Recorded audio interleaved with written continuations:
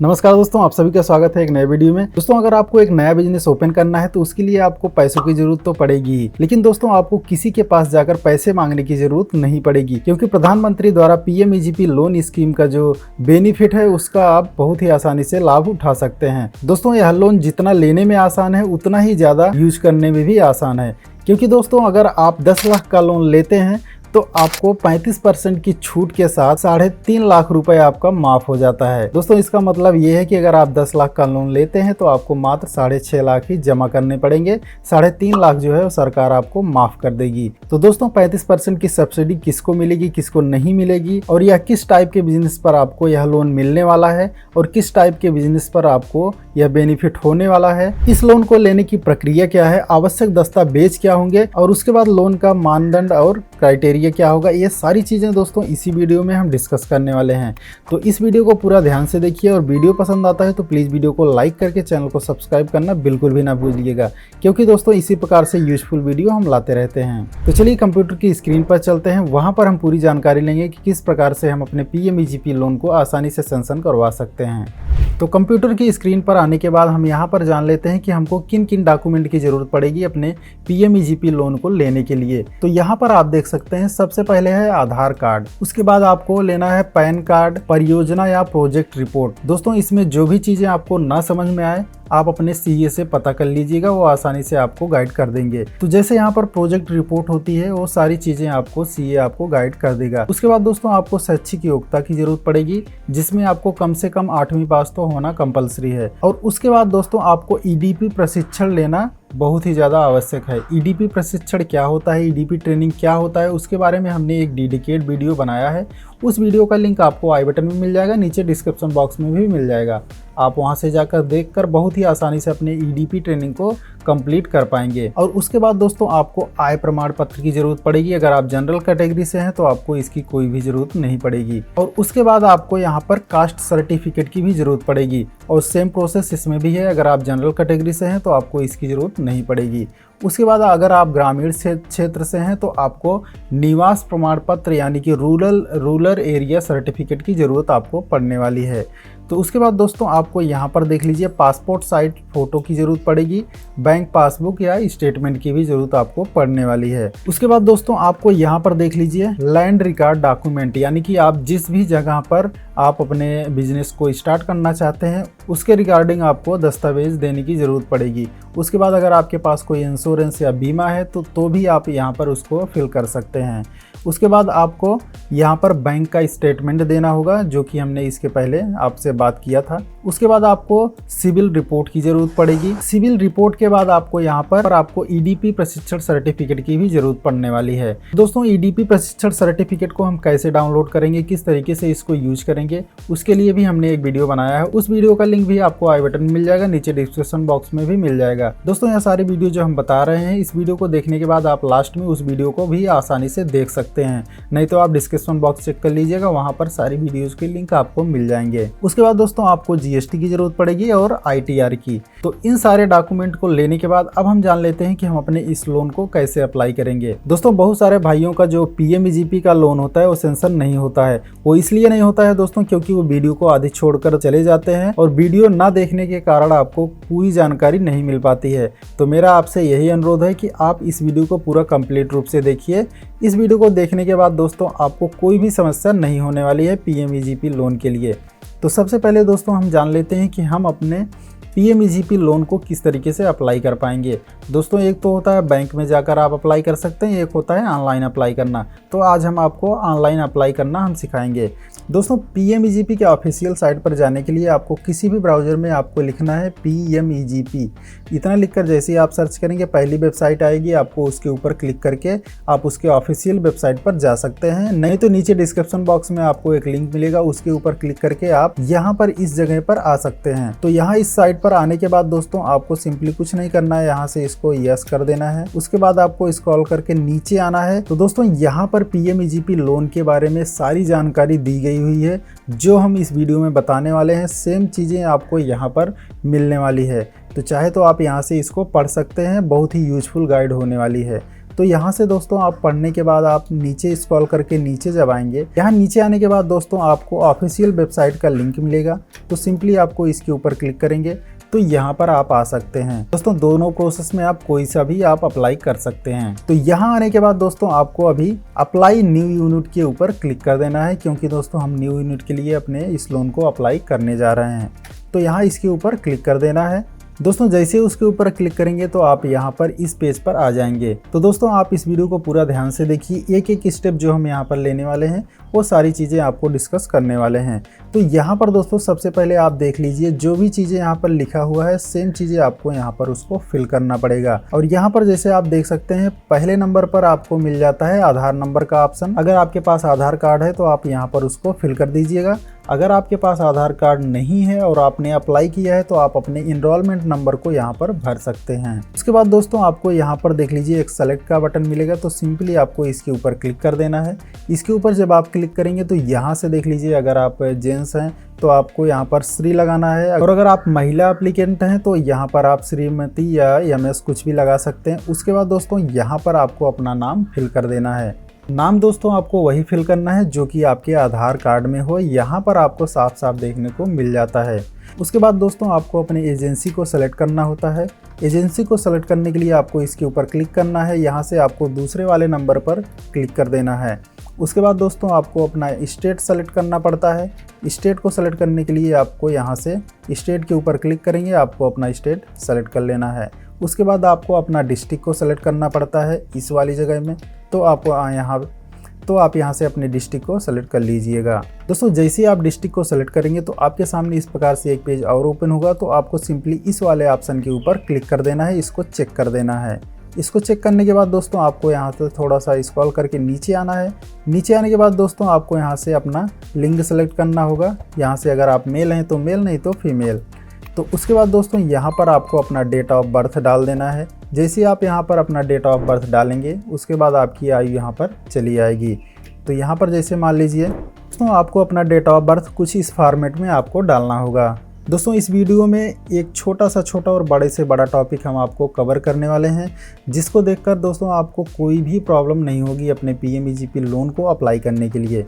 उसके बाद दोस्तों आपको यहाँ पर अपनी सोशल कैटेगरी को सेलेक्ट करना होगा, इसके ऊपर क्लिक करना है। तो सोशल कैटेगरी के ऊपर क्लिक करेंगे तो यहाँ से आप अपनी कैटेगरी को सेलेक्ट कर पाएंगे। आप जनरल से हैं तो जनरल, नहीं तो बैकवर्ड या शेड्यूल कास्ट, जो भी हैं आप यहाँ से आप सेलेक्ट कर लीजिएगा। दोस्तों वीडियो में आगे बढ़ने से पहले एक चीज़ मैं आपको बता देना चाहता हूं कि जो भी यहाँ पर स्टार आप देख रहे हैं इसको आपको मैंडेटरी भरना ज़रूरी है।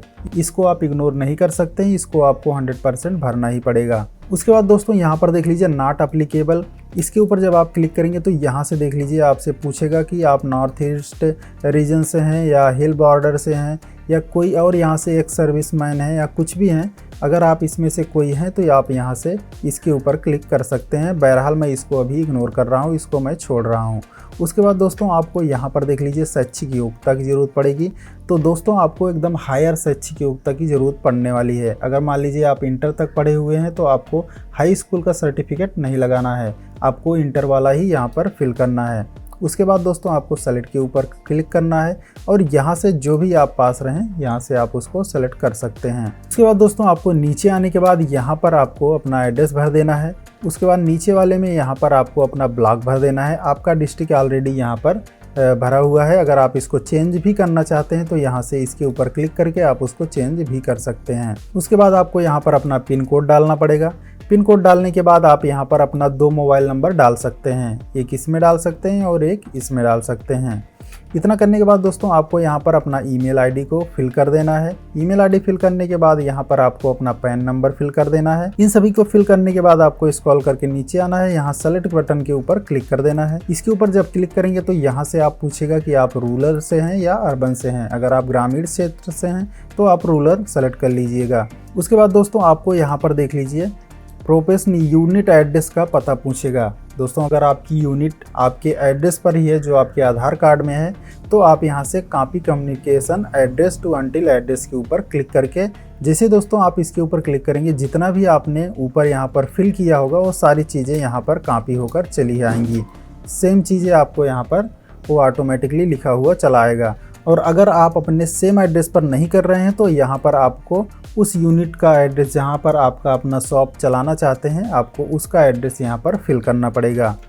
तो यहाँ पर इतना करने के बाद दोस्तों आपको नीचे आना है और यहाँ पर देख लीजिए आपको सेलेक्ट के ऊपर क्लिक कर देना है। इसके ऊपर जब आप क्लिक करेंगे तो यहाँ से आपका जो बिजनेस है वो मैन्युफैक्चरिंग में आता है कि सर्विस है या ट्रेडिंग है। दोस्तों इन तीनों का मतलब ये है कि अगर आप किसी भी प्रोडक्ट को बनाते हैं खुद से बनाते हैं तो मैन्युफैक्चरिंग में आता है, और दूसरे नंबर पर जो है दोस्तों इसमें आता है कि अगर आप किसी प्रोडक्ट को ले आकर अपने दुकान से सेल कर रहे हैं तो वो सर्विस में आता है, और उसके बाद ट्रेडिंग का ऑप्शन आता है। तो यहाँ से हम मैन्युफैक्चरिंग सेलेक्ट करेंगे क्योंकि हम अपने प्रोडक्ट को बनाना चाहते हैं। तो उसके बाद दोस्तों यहाँ पर जो भी प्रोडक्ट आप बनाना चाहते हैं उसके बारे में आप यहाँ पर थोड़ा सा विवरण दे सकते हैं। उसके बाद दोस्तों आपको यहाँ पर देख लीजिए जो हमने ईडीपी ट्रेनिंग की बात की थी वीडियो में, तो यहाँ पर उसकी ज़रूरत पड़ने वाली है, क्योंकि दोस्तों अगर आपने ईडीपी ट्रेनिंग को नहीं लिया है तो आप इस लोन को अप्लाई नहीं कर पाएंगे। यहाँ पर देख लीजिए ये मैंडेटरी है, आपको इसको सेलेक्ट करना ही पड़ेगा। तो इसके बाद दोस्तों आप सेलेक्ट के ऊपर क्लिक करके यहाँ से यस या नो कर सकते हैं। लेकिन दोस्तों अगर आप यहाँ से नो कर देते हैं तो आपको आगे चलकर इस सर्टिफिकेट को आपको बैंक में फिर से फिल करना ही पड़ेगा। लेकिन मैं रिकमेंड करूँगा दोस्तों आपसे पहले पूरी जानकारी ले लीजिए, उसके बाद ही लोन को अप्लाई कीजिए। और दोस्तों अगर आपने ईडीपी ट्रेनिंग ले लिया है तो आप यहाँ से यस के ऊपर क्लिक कर सकते हैं। दोस्तों ईडीपी ट्रेनिंग के बारे में हमने पूरा डिटेल में वीडियो बनाया है, उस वीडियो का लिंक आपको डिस्क्रिप्शन बॉक्स में मिल जाएगा, ऊपर आई बटन में भी मिल जाएगा। आप वहां से जाकर देखकर उस वीडियो को देखकर आप अपने ईडीपी ट्रेनिंग को आसानी से कंप्लीट कर पाएंगे। दोस्तों आपने ईडीपी ट्रेनिंग कहां से प्राप्त की है यहाँ पर आपको उसका विवरण देना होगा। अगर आपने ऑनलाइन लिया है तो यहाँ पर उसको भरने की कोई ज़रूरत नहीं पड़ेगी आपको। उसके बाद आपको यहाँ पर नीचे आना है, आपको बैंक डिटेल यहाँ पर आपको भरना है। आपका पूरा बैंक का डिटेल जो है यहाँ पर भरना पड़ेगा। यहाँ सेलेक्ट बैंक नेम के ऊपर जब आप क्लिक करेंगे तो आपके आसपास में जो भी बैंक हैं जिससे आपको सूटेबल पड़ता है कि हम इस बैंक से लोन ले सकते हैं, आप सिंपली उस बैंक को यहाँ पर सेलेक्ट कर लीजिएगा। बैंक को सेलेक्ट करने के बाद आपको यहाँ पर अपना ब्रांच नेम डालना है, उसके बाद बैंक का पता डालना है किस जगह पर वह बैंक है। उसके बाद आपको डिस्ट्रिक्ट का नेम यहाँ पर फिल करना है कि किस ज़िले में यह पड़ता है। उसके बाद दोस्तों आगे आने के बाद यहाँ पर देख लीजिए अल्टरनेटिव फाइनेंसिंग बैंक का ऑप्शन मिलेगा, तो आप दूसरी बैंक यहाँ पर सेलेक्ट कर सकते हैं। जैसे मान लीजिए अगर आपका लोन एक बैंक से नहीं हो पाता है, आप दूसरी बैंक में यहाँ पर जा सकते हैं। तो दूसरा बैंक आप कोई भी सेलेक्ट कर सकते हैं जो भी आपके आसपास में पड़ता हो। बैंक को सेलेक्ट करने के बाद आपको यहाँ पर आपका IFSC कोड डाल देना है। उसके बाद दोस्तों यहाँ पर आपसे पूछ रहा है कि अगर आपके पास GST है तो आप यहाँ से सेलेक्ट बटन के ऊपर क्लिक करके यहाँ से यस कर सकते हैं, नहीं तो नो कर सकते हैं। उसके बाद दोस्तों लास्ट में पूछा जाता है कि आपने PMEGP लोन के बारे में कहाँ से सुना है। तो यहाँ से आप इसके ऊपर जब क्लिक करेंगे तो यहाँ से आप देख लीजिए, चाहे तो आप सोशल मीडिया सेलेक्ट कर सकते हैं, नहीं तो इंटरनेट एडवर्टाइजमेंट कर सकते हैं, जहाँ से भी आपको पता चले। तो यहाँ से मैं आपको रिकमेंड करूँगा कि आप सोशल मीडिया को सेलेक्ट कर लीजिए, क्योंकि दोस्तों यह वीडियो भी आप सोशल मीडिया पर ही देख रहे हैं। इतना करने के बाद दोस्तों आपको यहाँ पर सबमिट एप्लीकेंट डाटा के ऊपर क्लिक कर देना है। तो दोस्तों जैसे आप सबमिट एप्लीकेंट डाटा के ऊपर क्लिक करेंगे तो यहाँ पर देख लीजिए आपका एप्लीकेशन ID आ जाएगा और आपका एक बना बनाया पासवर्ड आ जाएगा। तो इन दोनों को दोस्तों आपको लिख कर रख लेना है। लिख कर रखने के बाद दोस्तों आपको यहाँ पर नीचे प्रोसीड बटन के ऊपर क्लिक कर देना है। तो प्रोसीड बटन के ऊपर दोस्तों जैसे आप क्लिक करेंगे तो आपके सामने इस प्रकार से पेज ओपन हो जाएगा। तो यहाँ पर दोस्तों आपको सारे डॉक्यूमेंट को अपलोड करना पड़ेगा। तो जैसे मान लीजिए पासपोर्ट साइज फ़ोटो को आपको यहाँ पर अपलोड कर सकते हैं। उसके बाद दोस्तों आपको दूसरे नंबर पर अपना प्रोजेक्ट रिपोर्ट अपलोड करना है। तीसरे नंबर पर दोस्तों आपका अगर आप OBC या SC ST से आते हैं तो आपका कास्ट सर्टिफिकेट यहाँ से अपलोड करना पड़ेगा। उसके बाद आपको यहाँ पर अपना आधार कार्ड अपलोड करना पड़ेगा। तो इसी प्रकार से दोस्तों आप सारे डॉक्यूमेंट को यहाँ पर अपलोड कर लीजिएगा। दोस्तों अगर आपको डॉक्यूमेंट अपलोड करने में कोई भी समस्या हो रही है तो यहाँ पर आप देख सकते हैं कि आपको कम से कम 1 MB से कम आपका डॉक्यूमेंट का साइज होना चाहिए। आपको किसी भी डॉक्यूमेंट का साइज़ कम करने के लिए सिंपली आपको गूगल पे जाना है, वहाँ पर आपको सर्च करना है कि डॉक्यूमेंट रिसाइजर। डॉक्यूमेंट रिसाइज लिखकर जैसे आप सर्च करेंगे बहुत सारी वेबसाइट ओपन हो जाती है। तो वहाँ से आप कोई सा भी एक वेबसाइट यूज कर लीजिएगा जो कि आपके डॉक्यूमेंट के साइज को कम कर देंगे। तो दोस्तों यहाँ पर हमने जान लिया है कि हमारा डॉक्यूमेंट क्या क्या होने वाला है। उसके बाद हमारे डॉक्यूमेंट की साइज़ क्या होने वाली है। तो दोस्तों इन सभी को फुलफिल करने के बाद, डॉक्यूमेंट अपलोड करने के बाद आपको सिंपली यहाँ पर स्कोर कार्ड बटन के ऊपर क्लिक कर देना है। आपको यहाँ पर ब्लू कलर में मिल जाएगा, तो सिंपली आपको इसके ऊपर क्लिक कर देना है। दोस्तों स्कोर कार्ड के ऊपर जैसे आप क्लिक करेंगे तो आपके सामने स्कोर कार्ड का पूरा चार्ट ओपन हो जाएगा। तो यहाँ पर आने के बाद दोस्तों आपको मैं बता देना चाहता हूँ कि ये जो पहला वाला कॉलम है इसमें आपको ध्यान देने की ज़रूरत नहीं पड़ेगी, क्योंकि दोस्तों अगर आप इसके रेंज में आते हैं तो आपको यहाँ पर 6 पॉइंट मिलेगा। और उसके बाद यहाँ पर अगर आप 18 से 24 साल के बीच में आते हैं तो आपको यहाँ पर 5 पॉइंट मिलने वाला है।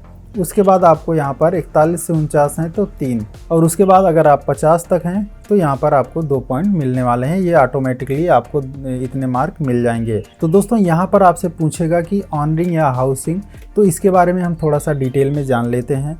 तो यहाँ पर दोस्तों अगर आपके पास आपका खुद का जो बिज़नेस आप ओपन कर रहे हैं, आपका खुद का वो लैंड है, तो यहाँ पर आप उस पर यस कर सकते हैं, नहीं तो नो कर सकते हैं। तो दोस्तों यहाँ से देख लीजिए, अगर आप अपने रेजिडेंटल एरिया में अपने बिज़नेस को करना चाहते हैं तो यहाँ पर देख लीजिए आप कितने साल से यहाँ पर रह रहे हैं, वो सारी चीज़ें यहाँ पर देखने को मिल जाती हैं। इसी प्रकार से दोस्तों आप इन सभी को फिल कर दीजिएगा। दोस्तों इन सारी चीज़ों के ऊपर टिक करने के बाद देख लीजिए कुछ इस प्रकार से आपको टिक कर देना है। तो इन सारी चीज़ों को फुलफिल करने के बाद दोस्तों आपको यहाँ पर एग्री के ऊपर क्लिक कर देना है, इस चेक बॉक्स को क्लिक करना है। उसके बाद आपको यहाँ पर सेव बटन के ऊपर क्लिक कर देना है। तो दोस्तों सारी चीज़ें फुलफिल करने के बाद आपका जो स्कोर होता है वो इस प्रकार से आपके सामने आ जाता है। लेकिन अगर बाई चांस आपका स्कोर जो है वो 90 से कम है, 80, 70, 60 है, आप उसको इंक्रीज़ करना चाहते हैं तो आप यहाँ से स्कोर कार्ड बटन के ऊपर क्लिक करके आप इन सारी चीज़ों को फिर से रिट्राई कर सकते हैं कि क्या आपने इसमें गलतियाँ की हैं और किस तरीके से आपको अपने स्कोर को बढ़ाना है। दोस्तों इसमें कोई भी समस्या नहीं होने वाली है। दोस्तों यहाँ पर आपका स्कोर कंप्लीट हो जाने के बाद आपको यहाँ पर एक ऑप्शन मिल जाएगा EDP का, तो सिंपली आपको इसके ऊपर क्लिक कर देना है। दोस्तों जब आप EDP के ऊपर क्लिक करते हैं तो आपके सामने इस प्रकार से पेज ओपन हो जाता है। यहाँ पर देख लीजिए आपका जो ID वगैरह रहेगा यहाँ पर आ जाएगा। तो सिंपली आपको यहाँ पर देख लीजिए ऑनलाइन EDP के ऊपर आपको क्लिक करना है। दोस्तों ऑनलाइन EDP के बारे में हमने इसी वीडियो में डिस्कस किया था और उस वीडियो का लिंक आपको डिस्क्रिप्शन में मिल जाएगा। और लास्ट में दोस्तों इस वीडियो को ख़त्म होने के बाद आप वहां से भी EDP ट्रेनिंग को आसानी से देख सकते हैं, उसको कर सकते हैं। तो यहाँ पर आपको ऑनलाइन EDP को सेलेक्ट करना है। उसके बाद दोस्तों आपको यहाँ पर पोस्ट EDP के ऊपर क्लिक करके यहाँ से सबमिट बटन के ऊपर क्लिक कर देना है। तो दोस्तों जैसे ही आप सबमिट बटन के ऊपर क्लिक करेंगे तो आपके सामने इस प्रकार से ओपन हो जाएगा। इस पेज पर आने के बाद दोस्तों आपको ऊपर यहाँ पर एक ऑप्शन मिल जाएगा फाइनल सबमिशन का। तो सिंपली आपको यहाँ पर फाइनल सबमिशन के ऊपर क्लिक कर देना है, इस वाले बटन के ऊपर क्लिक करना है। दोस्तों जब आप फाइनल सबमिशन के ऊपर क्लिक करते हैं तो आपके सामने इस प्रकार से पेज ओपन हो जाता है। तो यहाँ इस पेज पर आने के बाद देख लीजिए आपका जो ID नंबर रहेगा या आपका नाम, आधार कार्ड नाम, मोबाइल नंबर, वो सारी चीज़ें यहाँ पर देखने को आपको मिल जाती हैं। दोस्तों उसके बाद लास्ट में आपको फिर से फाइनल सबमिशन एप्लीकेशन के ऊपर क्लिक कर देना है। तो फाइनल सबमिशन के ऊपर क्लिक करने के बाद आपके सामने इस प्रकार से पेज फिर से ओपन हो जाता है।